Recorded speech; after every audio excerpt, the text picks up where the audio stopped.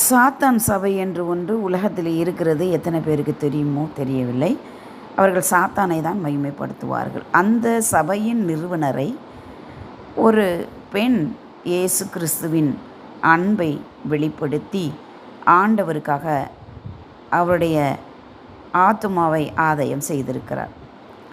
அவர் சொல்லியிருக்கிறார், அந்த சாத்தான் சபை நிறுவனர், இதுவரை நான் என்னிடத்தில் இப்படி ஒரு உண்மையான மெய்யான ஒரு அன்பை யாருமே எனக்கு வெளிப்படுத்தினது இல்லை.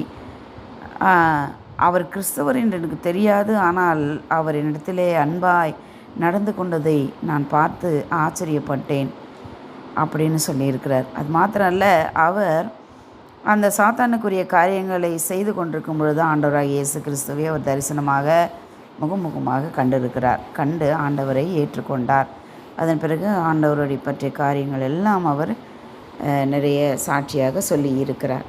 பாருங்கள், அன்பு எப்பேற்பட்ட மனிதனையும் அன்பு அழகாக மாற்றிவிடும், அழகு உள்ளவர்களாய் மாற்றிவிடும். அன்புக்கு உண்மையாகவே அழகு இருக்குங்க. அது பலன் உள்ளது, அழகுள்ளது, பரிசுத்தம் உள்ளது. ஆண்டவர் இந்த அன்பை தான் எதிர்பார்க்கிறார். அவரும் அப்படிப்பட்ட அன்பை தான் நமக்கு கொடுத்துருக்கிறார். நாம் துன்மார்க்கராக இருக்கும் பொழுது தான் ஆண்டவர் நம்மை நேசித்து நம்மிடத்தில் வந்து அன்பு கூர்ந்தார். முதலாவது அன்பு கூர்ந்தது அவர் தான். அதைத்தான் அவர் செய்ய சொல்கிறார் நம்மிடத்தில்.